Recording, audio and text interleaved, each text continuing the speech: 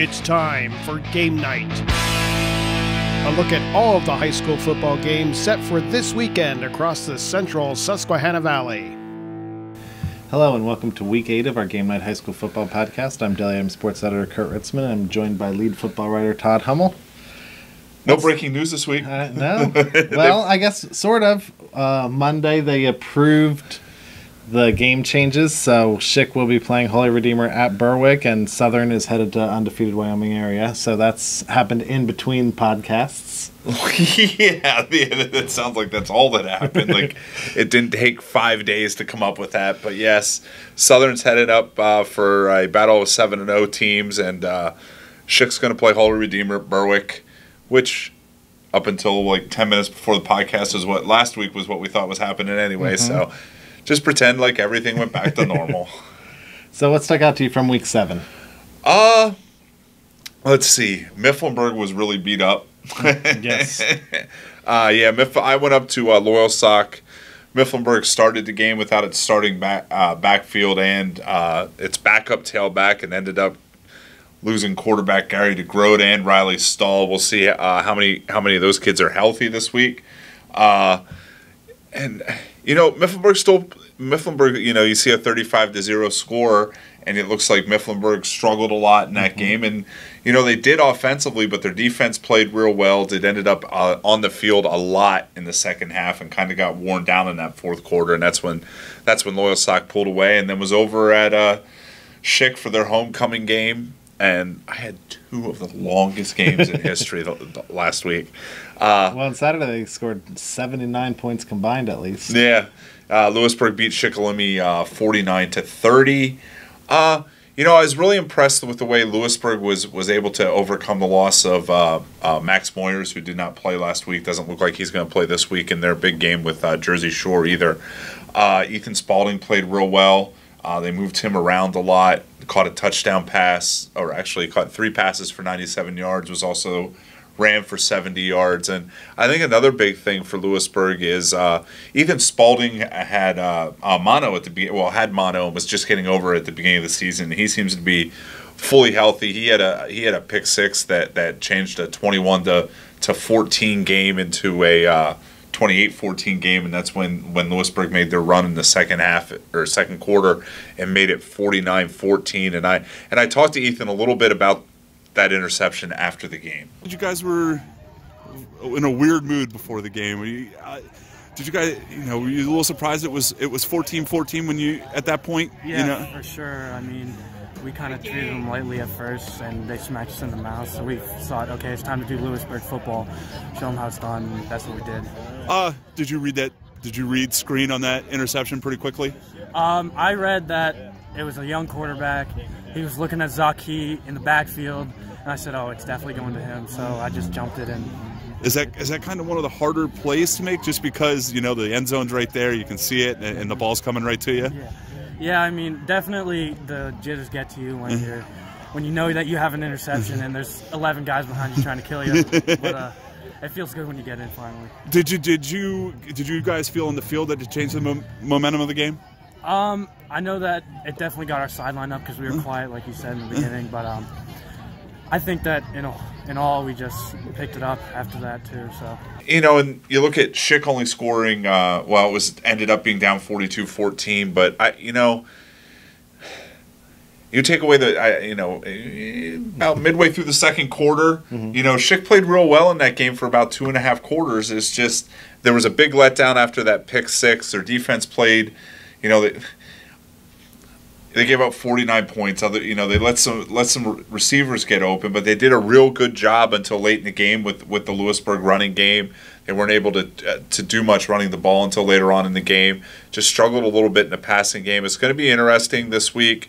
They get this Holy Redeemer team that hasn't won in over a year, so they're going to be favored.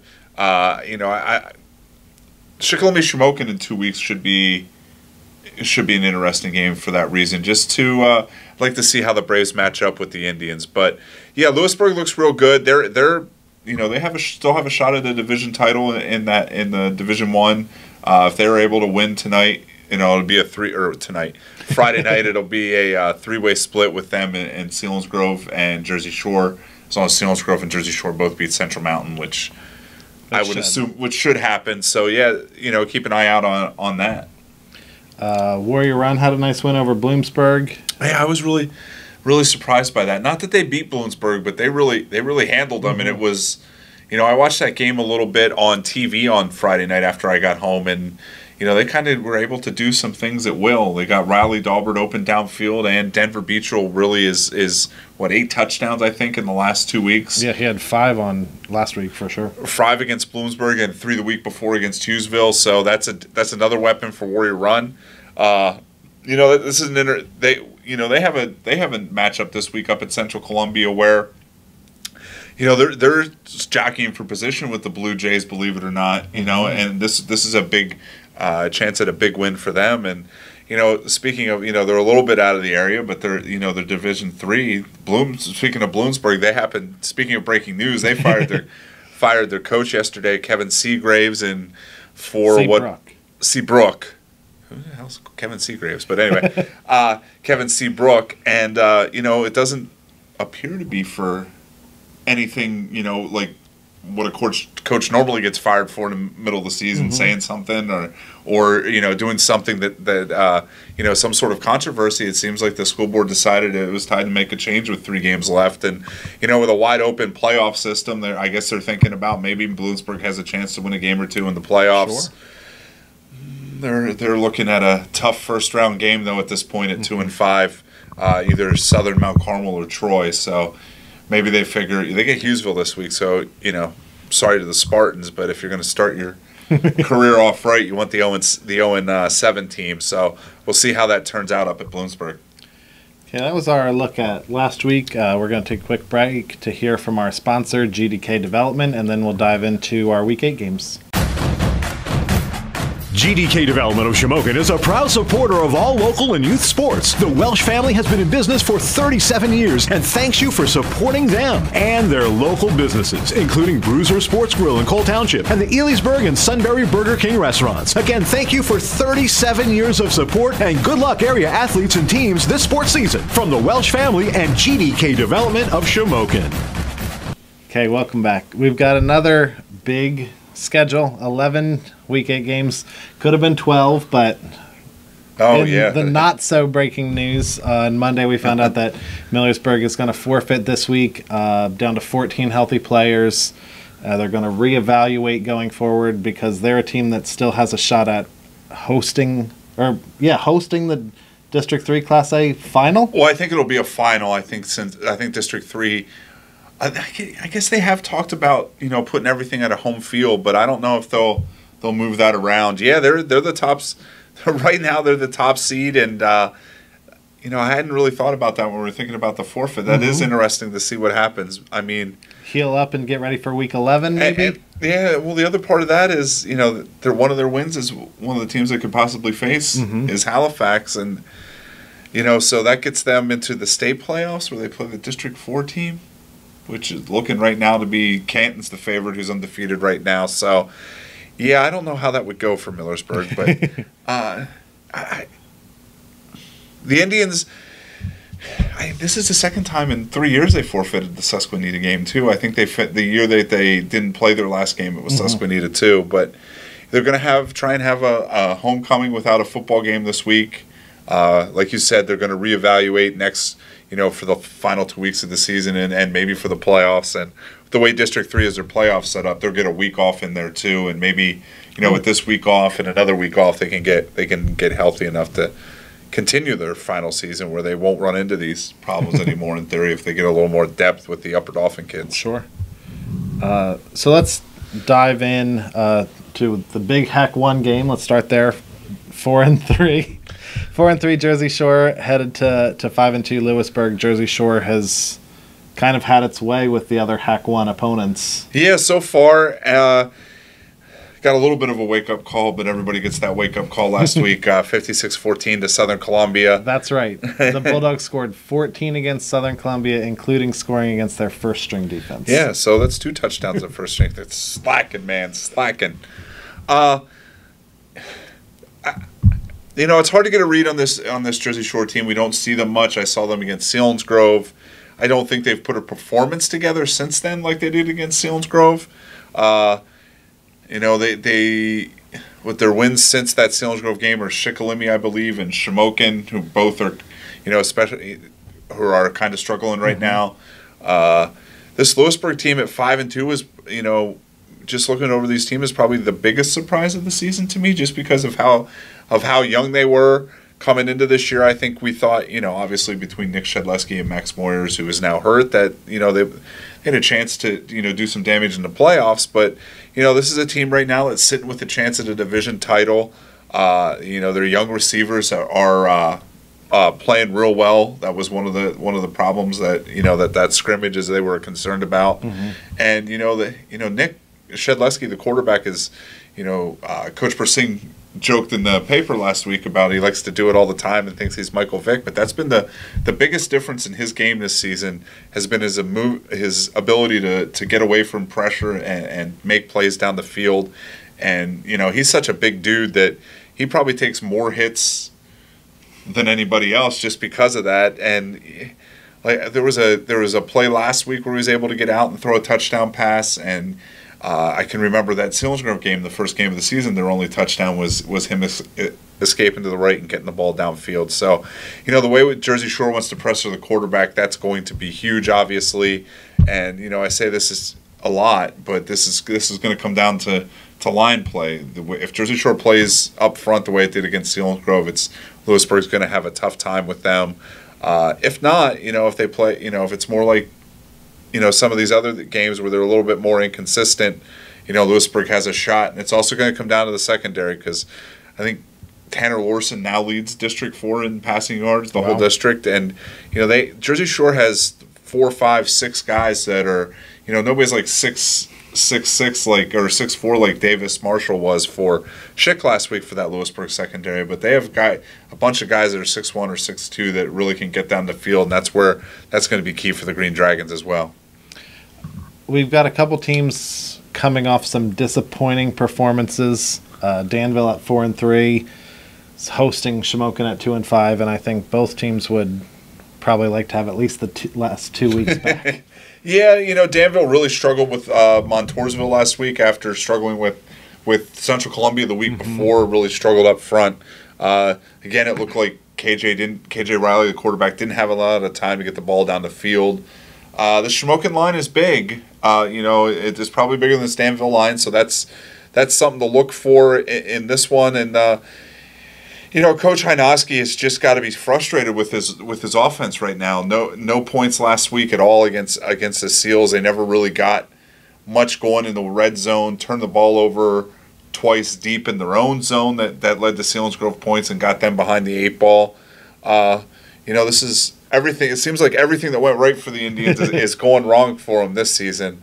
I'm wondering, that Danville passing game's tough to match up against. I think Danville, bounces back. They have a tough final 2 weeks of the season. They still have Selinsgrove and Southern Columbia left. And again, I think Shamokin's one of those teams trying to avoid that 8th seed and get out of that first round district game with Montoursville. Yeah, Danville would be big for them to win to assure themselves of 500 with 2 tough games coming up. Yes. Warrior Run 4-3, coming off a nice win over Bloomsburg that we talked about in the open. Headed to 5-2 Central Columbia, which I think has been better than we might have thought they would be at the beginning of the year. Yeah, you look at what Central Columbia lost, and what they had coming into the season. They're a little out of the area, but they're probably just as big a surprise as Lewisburg. And those two teams actually play each other next week, but that's beside the point right now. Central Columbia's defense played real well last week. Dealt South Williamsport a 17-7 loss. Again, what Central wants to do is run the ball with the is it Troy Johnson, I believe his name is? I think the running back, he had over 100 yards last week against South Williamsport, and then hit those big plays down the field, with Xander Bradley and that passing game. And, giving up 14 points to Danville and then 7 points against that running game against South Williamsport shows you how good that Central Columbia defense can be. Warrior Run has not played well in these games where where it's Danville, Montoursville. Well, they played pretty well in that Montoursville game, but still couldn't get much offense going in those games. That's going to be key for them is those starts and they can't get down 14-0 and start struggling like they did in those big games previously this season. So here's where you hope Denver Beachel and the big play ability that they found the last 2 weeks can continue if you're a Defenders fan. Yeah, and that's a way to, Coach Long wants to attack with that offensive line, and if Denver, a healthy Denver Beachel and a healthy Hoyt Bauer, hopefully he gets healthy, is going to do a lot for that running game.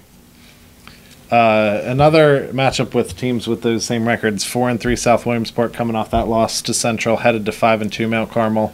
And while these teams both have good records, I don't think it's probably going to be a very good game on Friday night. No, and this is kind of the Mounties run into some trouble when they play the Mount Carmels and the Southern Columbias and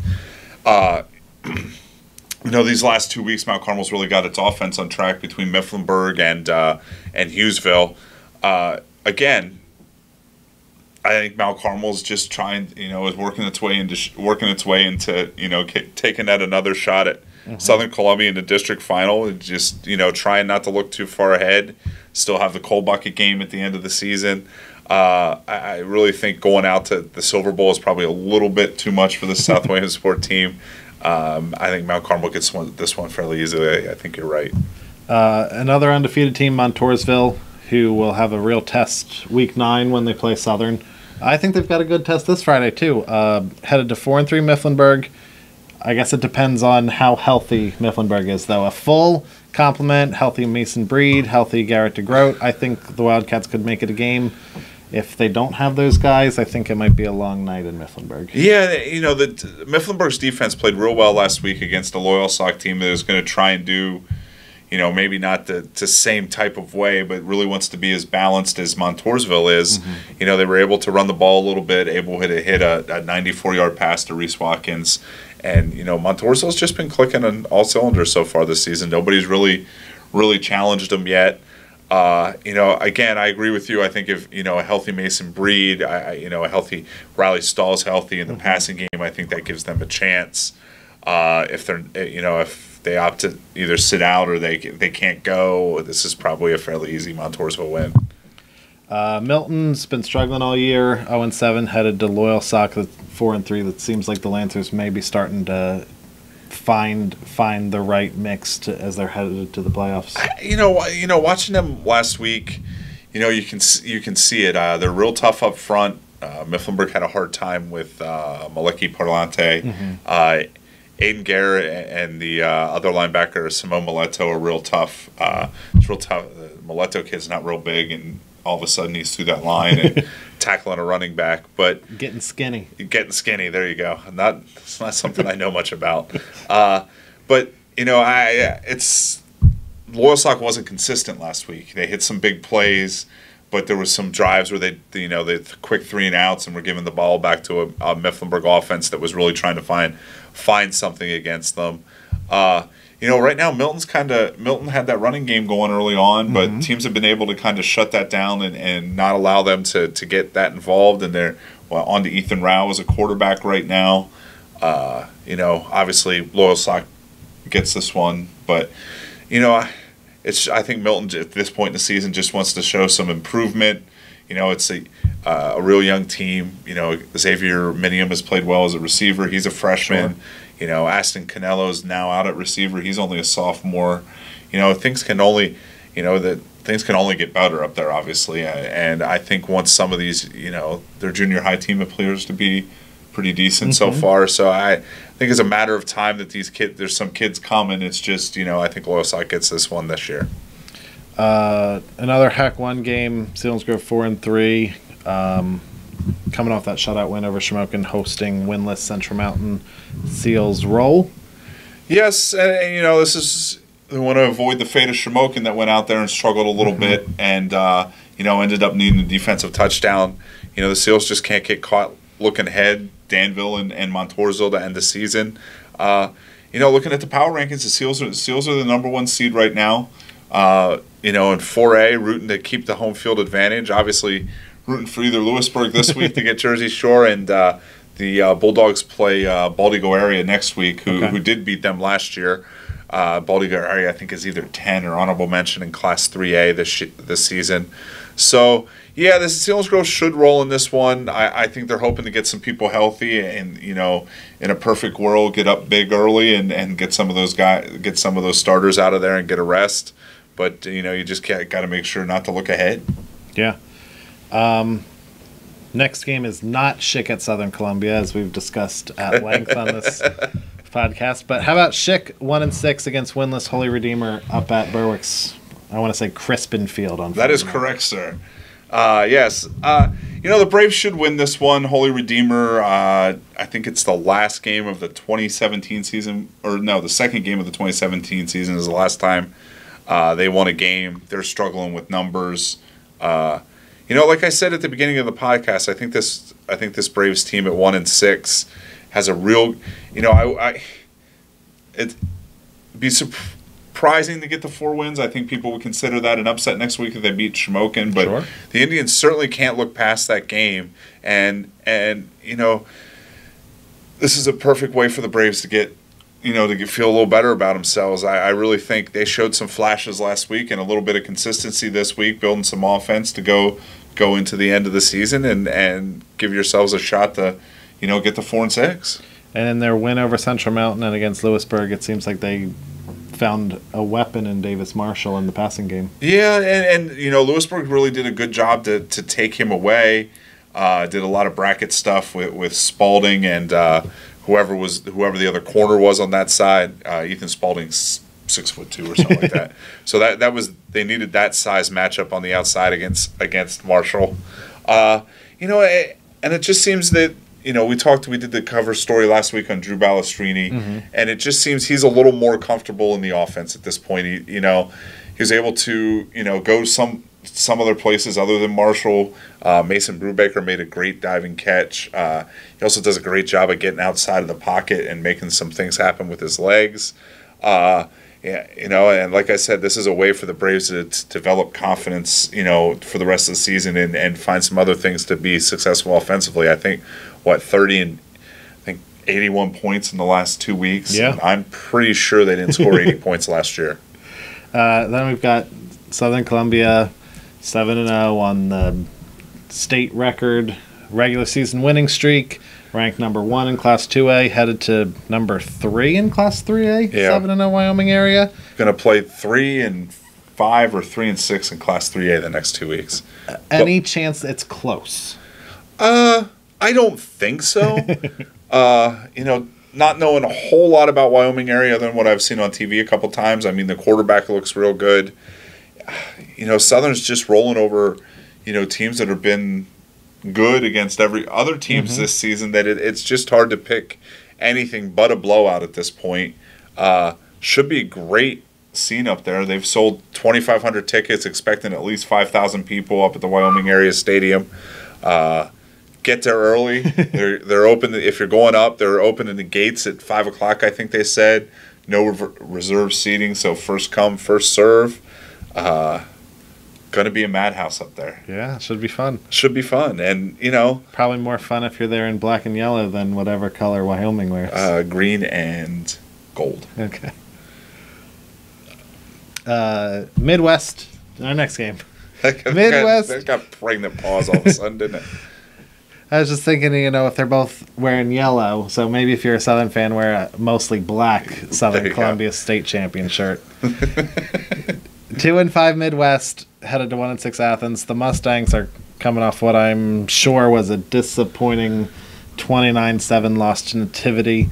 And for those of you who forgot, 7 weeks ago, Nativity is the team that Millersburg beat week 1 to snap their 31-game losing streak. Yes, and I can't imagine that went over all that well. They were, the Mustangs, it's pretty simple. They're struggling on pass defense. Gave up, 513 yards and 7 touchdowns to Penns Valley the week before. And the kid from Nativity had 287 yards and 4 touchdowns last week. Wow. The Mustangs had struggled with turnovers as well. Mistakes always kill you. this Athens, Athens has always been a pretty good football program up in the northern tier, and right now they're really struggling. It's bad enough right now that Milton at 0-7 is higher in the power rankings than the 1-6 Wildcats are. I thought Midwest would get back on track last week. Still think they're going to get on track this week, but this is a long road trip. Just like last week. This might be longer. Okay. Have you ever gone to Athens? I've been to Towanda. All right, so it's a 2-lane road the whole way up. Yeah, so it's not fun, especially in a school bus. Actually, it's worse at night coming back. There's a lot of deer in those woods. So if you're going up to watch the Mustangs, be careful on your drive home. Yes, there is that. But yeah, I think Midwest gets this one. I'm also kind of interested to see what Hunter Wolfley can do on a turf field as well with the Wildcats. And speaking of teams coming off disappointing losses, Line Mountain 3-4. Lost 20-15 to Newport last week. It was Newport's first win at Line Mountain since 1991. So that's even before I was there. Todd Rothermel, Newport's current coach, who played and coached at Line Mountain, was apparently a little emotional after the win for his Buffaloes last week. But the Eagles headed to a good Pine Grove team that's 6-1. Oh, just beat previously undefeated Williams Valley last week. So. The Eagles go. Doesn't get any easier for Line Mountain. They were able to run the ball a little bit against Newport last year. Again, last week they just weren't able to get anything downfield in the passing game. I think only turned the ball over once. I think once in the passing game, but not a lot of yardage. So I think that's probably need to get the ball a little bit more downfield. And Pine Grove was able to do a pretty good job against, what probably is the best passing game in the Tri-Valley, Williams Valley. It's a lot of valleys. Passing game in the league last week. So, I think Pine Grove gets this one. This is another tough road trip, going down 81 into almost 11 county. And the Cardinals are one of those teams that when they're good, they're pretty darn good. And I think they're pretty darn good this year and have their sights set on the Tri-Valley League title. So I think, Line Mountain probably plays better this week, but I don't know if it's good enough to get a win at Pine Grove. Yeah, Line Mountain needs some wins in those last 3 weeks to avoid Southern in the first round of the playoffs. Yes, they do. So that's our look at our Week 8 games. Make sure to check out Friday's paper for our game night. Cover stories on Selinsgrove cornerback Josh Nyland. That is correct, sir. And we'll have previews of the games, Todd's column and picks. Then Friday night, follow along at dailyadam.com with our live blog and our scoreboard. Then Saturday, we'll have coverage of all 11 of these Week 8 games. No Saturday games this week. Say woohoo. But pick up Monday's paper for a look at our interesting tidbits from Friday night in our high school notebook. And that's all I got. So thanks for watching, and we'll see you guys next week for Week 9. See ya. GDK Development of Shamokin is a proud supporter of all local and youth sports. The Welsh family has been in business for 37 years and thanks you for supporting them and their local businesses, including Bruiser Sports Grill in Cole Township and the Lewisburg and Sunbury Burger King restaurants. Again, thank you for 37 years of support and good luck area athletes and teams this sports season from the Welsh family and GDK Development of Shamokin.